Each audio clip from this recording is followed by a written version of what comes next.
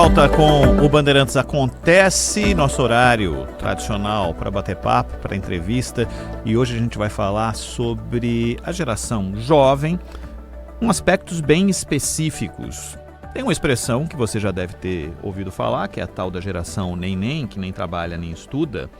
Mas precisamos entrar nessa questão de uma maneira mais profunda para falar sobre o jovem, no que ele teve de oportunidades, o que ele tem de oportunidades hoje e qual é a perspectiva para o futuro. Dentro de um contexto amplo, que envolve família, envolve o Estado, né, envolve a iniciativa privada. Para isso a gente vai conversar com o Marcos Clementino, que é jornalista, é escritor, tem vários textos falando sobre o tema, um deles eu li nessa semana e me interessei de bater um papo com você, viu, Marcos Clementino? Como é que vai? Boa tarde. Olá, Ronald, boa tarde. Tudo bem com você, meu amigo? Tudo bem, tudo bem. Que bom recebê-lo aqui, seja bem-vindo, tá bom?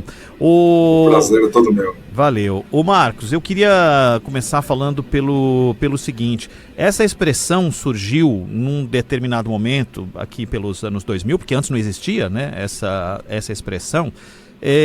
Mas como é que o jovem com essa característica, porque aí você vai voltar, talvez você vai falar do seu pai, da sua mãe, como era o seu avô, porque o cara começava, e aí a gente vai falar sobre várias coisas, do ponto de vista das leis trabalhistas de hoje, várias coisas irregulares. Tinha gente trabalhando desde os 10 anos, apesar de que em rincões do Brasil isso continua acontecendo, mas crianças trabalhavam, começavam a trabalhar muito cedo, aí seu pai falava assim, eu comecei com 14, a criança tinha algum tipo de registro, né?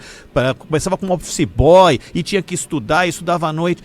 Em que momento da história surgiu aquele que não fazia nenhuma coisa nem outra no seu ponto de vista? Qual foi exatamente o ponto de cisão entre aquele que você conheceu e que eu conheci, que se desdobrava e não tinha espaço para não fazer uma coisa ou outra, para essa geração?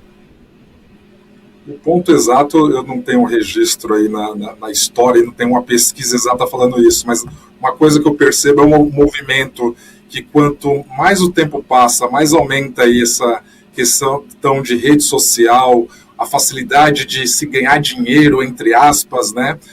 Mais as pessoas vão ficando iludidas e elas deixam de trabalhar ali na busca de um trabalho formal ou do estudo que todo mundo procurava, que era o estudo básico, depois a faculdade, que são as procuras tradicionais que atravessaram gerações e do ano 2000 para cá isso veio caindo em decadência e cada dia que passa vem perdendo essa eficiência. Por quê?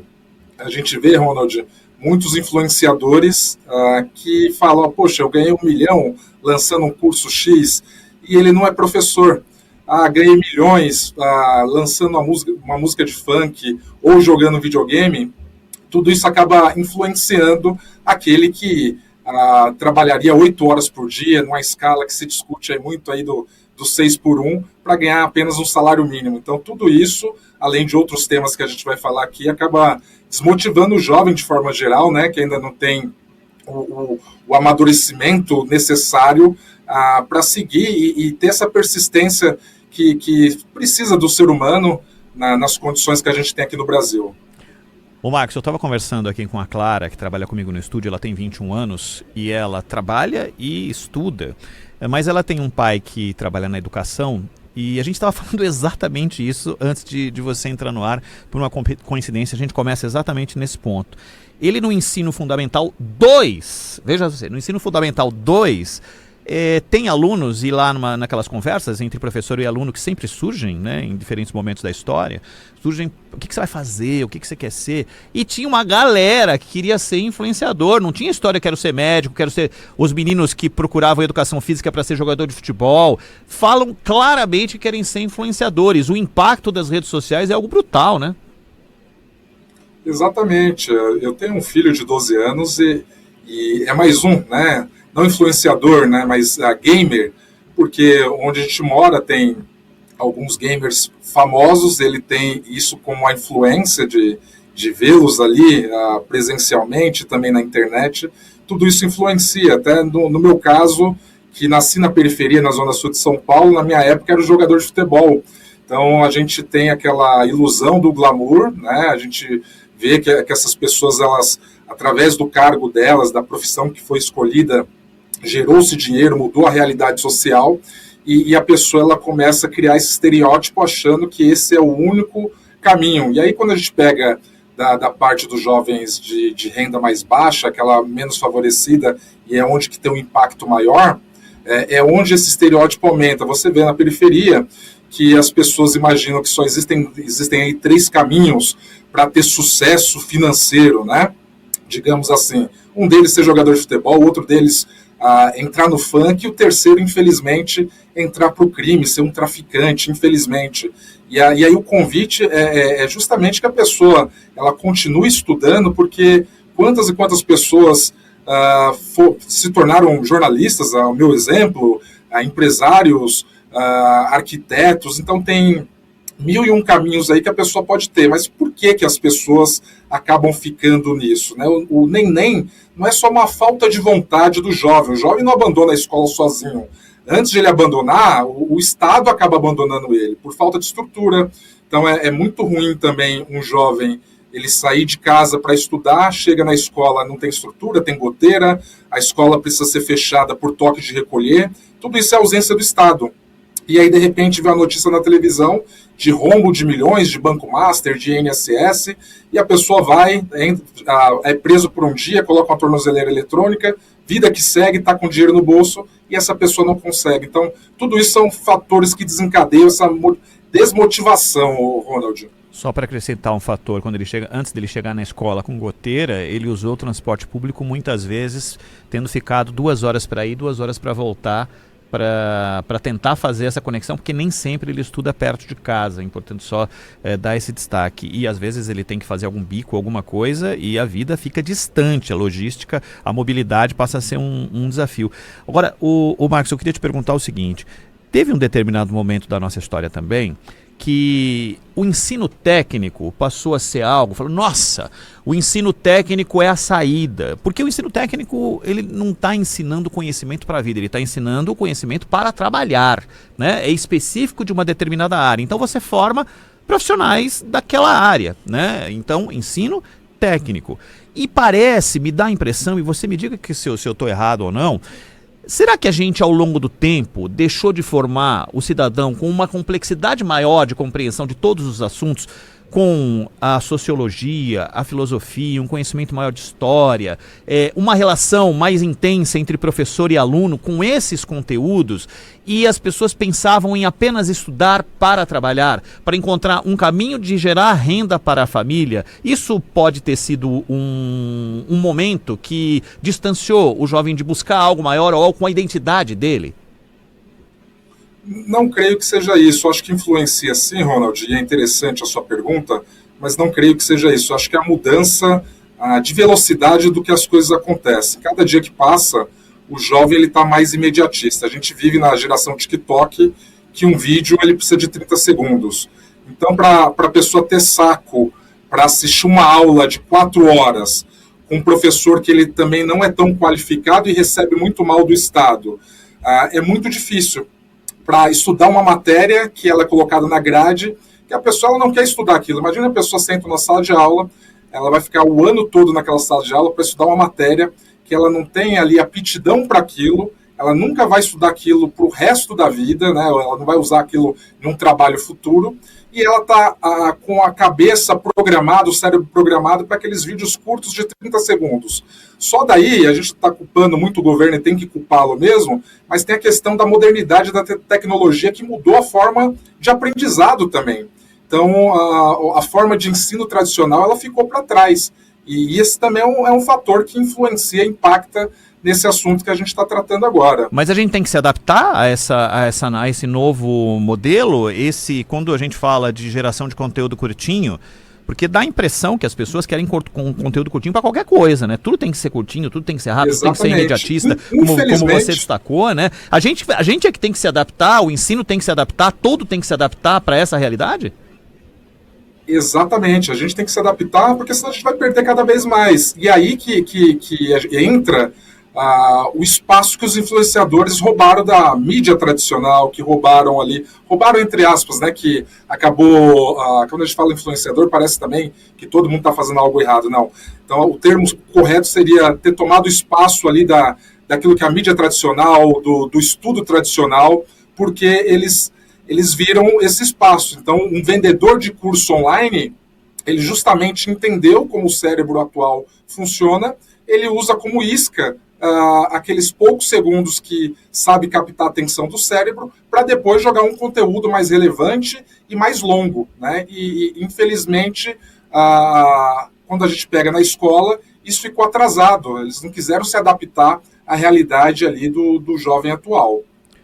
Nós estamos conversando aqui na Rádio Bandeirantes com o Marcos Clementino, que é jornalista, empresário, escritor, conversando sobre a tal da geração neném. Eu estava outro dia aqui, nesta semana, entrevistando o presidente da APAS, que é a Associação Paulista de Supermercadistas, né? E o setor de supermercados e hipermercados são um grande gerador de empregos, né? Tem muita vaga de entrada, assim, jovens começando a trabalhar, é uma oportunidade que não requer um currículo, uma profundidade de ter aprendido determinadas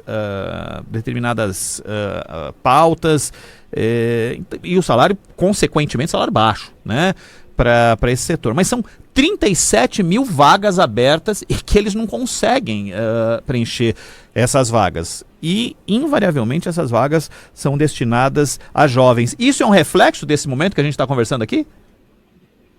É um reflexo, e entra duas partes, é a falta de motivação. Óbvio que todo jovem ele também tem sua responsabilidade, né? Tem a questão da pessoa querer trabalhar, mas o maior impacto, volto a culpar o Estado como o maior responsável por isso tudo, né? A gente está falando de 9,1 milhões de pessoas, de jovens que abandonaram a escola, e isso afeta no quê? Na qualificação. Aí tem a questão também, Ronald, da questão da falta de apoio e rede de apoio. A gente vê que dentro desse número que eu falei, quando você pega o último estudo, que é do IBGE de 2023, um estudo que mira ali jovens de 15 a 29 anos, que já entra ali na fase adulta, onde as mulheres têm um percentual maior. E por qual motivo? Mulheres têm uma gravidez precoce, ela já não tem com quem deixar o filho, né, não tem uma rede de apoio, logo ela não consegue trabalhar. Entra outros fatores, como você falou, questão da condução, a distância. E tudo isso que a gente está falando, entra a questão do Estado. Falta creche necessária para a mãe deixar o filho, né? Falta políticas públicas necessárias, porque a gente vive num ano que é um ano decisivo eleitoral, que as pessoas acham que política é cargo, e política é cuidar de gente, né? Então, volto naquele ponto que eu comentei. Imagina a pessoa, vou procurar trabalho no supermercado, vou atravessar a cidade 2 horas. Primeiro porque nem sempre perto de casa tem um trabalho. Aí a pessoa voltando de casa, vê lá um rombo do Banco Master, um rombo do INSS, milhões ali sendo transitado, e a pessoa sofrendo para ganhar um salário mínimo com desconto, uma série de coisas. Isso é extremamente desmotivador. E aí aparece uma pessoa fazendo uma piada na internet, chamado como influenciador, e ganhando milhões também de casa de apostas, que também são coisas ilegais, com lavagem de dinheiro. Então é uma hecatombe que acaba acontecendo ali, que faz com que aconteça esse fenômeno negativo que a gente vive, que é o chamado neném. E aí você tem, de um lado, empresários que precisam preencher vagas, né? E a gente está falando de qualificação de um trabalho de entrada, que é supermercado, mas a gente vê vagas de pessoas para ganhar 15, 20, 30 mil reais que não são preenchidas, que é um salário muito bom dentro da realidade brasileira, e não tem gente qualificada, os empresários sofrendo para preencher. E do outro lado, pessoas que às vezes querem trabalhar, mas não têm a qualificação, porque não tiveram a oportunidade, não tiveram ali o investimento necessário do Estado para que isso acontecesse. Ô Marcos, eu vou insistir, como eu tinha dito para a Clara, e a Clara conversou contigo, ia ser um papo informal entre nós dois, mas eu quero insistir, os nossos ouvintes estão tocando nesse ponto. Perfeito. É irreversível o caminho, ô Marcos, porque eu vou te dar um exemplo, mais um aqui. Outro dia fui jantar com a minha esposa e pegamos uma mesa para nós e tinha uma outra mesa grande para várias pessoas, cabia umas 10 pessoas. E aí chegou uma família. Essa família chegou, sentaram, tinha aí pessoas mais velhas, tinha os pais, tinha os filhos e aparentemente tinha os netos também. Das menores crianças, que deveria ter uns 5, 6 anos, o aparato foi o seguinte: sentaram as pessoas, essa criança foi colocada numa cadeira, na frente dela foi colocado ali uma tela, com pezinhos e tudo mais tal, um fone de ouvido para ela. A criança não tinha nenhum tipo de transtorno do espectro autista, porque eu fui me informar para saber sobre isso, porque às vezes a gente não pode ser leviano de dizer que está acontecendo isso e colocar um carimbo sem ter a certeza, e nesse caso não tinha. E a criança foi lá colocar um fone de ouvido na criança na frente de uma tela no meio de um jantar. Não tem outro caminho, Marcos, para a gente ter, o celular, eu sei que faz parte, não vamos pegar o celular e jogar no lixo. Não vamos pegar as telas e jogar no lixo. Não vamos tirar os fones e jogar no lixo. Ninguém vai deixar de jogar videogame. Ninguém vai deixar de acompanhar influencers. Mas não dá para o conhecimento fazer parte de uma maneira mais intensa da vida das pessoas, com o aparato do Estado, como você destaca, como você está destacando, com o Estado sendo protagonista desse processo, para que o conhecimento, e eu não estou dizendo para que estudar filosofia tem que virar um filósofo, mas para que o estudo, o conhecimento possa fazer parte de um alicerce maior que vai dar para esse jovem a condição de buscar um caminho talvez com mais consciência daquilo que ele efetivamente quer? Assim, a palavra irreversível é forte, infelizmente, do jeito que está caminhando, se não tiver mudança, ela vai ser irreversível. Do jeito que a política está, ela vai ser irreversível. Agora, a gente vê países com políticas rigorosas, se eu não me engano, a Austrália fez isso recentemente, proibindo o uso de redes sociais para menores de 16 anos, mas aqui no Brasil, quando aconteceu a proibição do celular nas escolas, que é algo que é fundamental, você vê muita gente contrária, inclusive pais, né, que é o exemplo que você deu do restaurante. E aí entra outro fator, tem a responsabilidade do Estado, sim, tem do próprio jovem, que tem que ter a própria responsabilidade, mas tem dos pais. Quando a gente está falando de jovens, mas quando pega uma criança de 5 anos de idade, ela não tem ali opção, você não pode liberar ou dopá-la com a tela simplesmente para distraí-la ou qualquer coisa do tipo. Isso, uma vez ou outra, talvez seja necessário, mas fazer isso como algo para remediar sempre é algo bem perigoso, né? E aí sim entra a parte de ser irreversível, como você falou. É difícil buscar respostas para isso, porque a tecnologia ela veio para ficar. A tecnologia sim é reversível. Agora, como a gente vai tratar isso é algo muito complicado. Seria questões de proibição, como a gente já viu escola, e aí discutir nas redes sociais aqui no Brasil como vai ficar, mas é uma discussão ampla, que aí entra a política, entra o panfletarismo da esquerda e da direita, não entra a população e o bem-estar como geral, né? Entra cada um dos seus candidatos e acaba deixando a população em segundo plano, que é uma pena. Esse que é o grande problema do Sim. Brasil, seja qualquer tema que a gente vai discutir, inclusive esse da geração neném. Ô Marcos, eu quero, antes da gente caminhar para o fim aqui, eu quero falar sobre a família. De que maneira a família tem se adaptado com essas mudanças de perfil. Eu acho que sempre vai haver uma família mais repressora, uma família mais mente aberta, não sei se essa é a expressão correta, aquela que quer dar todas as oportunidades para o filho, investindo dinheiro, aquela que não tem o dinheiro, mas vai buscar de todas as formas um jeito de fazê-lo estudar ou chegar naquela profissão, que às vezes é a família que ambicionou, nem é a pessoa, né? Isso acontece muito, que é muito indicado e depois a pessoa muda. Qual tem sido o papel da família e no que a família poderia se adaptar melhor ao que a gente está vivendo hoje? Eu acho que perdeu-se muito, e isso eu acho que é extremamente viável e dá para fazer. Criança brincando na rua, seja na periferia ou num condomínio de gente rica, pulando amarelinha, jogando bola, né? Quanto mais tempo fora de casa, longe do celular e longe da televisão, melhor é. E o esporte incentiva isso. E numa simples mudança, né, de incentivar a criança a brincar ali, ter o contato social com a outra, que isso não fique só exclusivo na época de escola, durante o intervalo ou numa aula de educação física, agora durante esse fim de férias pode-se fazer isso e aplicar com a grande quantidade de horas aí possível, praticar o esporte. o futebol, o simples futebol, no caso dos meninos, e as meninas hoje têm praticado bastante futebol, diferente de antigamente, mas brincadeiras de pular corda, amarelinha, coisas do tipo. Isso vai fazer com que as crianças vejam aquilo que os pais faziam antigamente, são brincadeiras que nunca caem em desuso e vai deixar muito tempo longe, evitando que a criança de hoje se torne o neném de amanhã.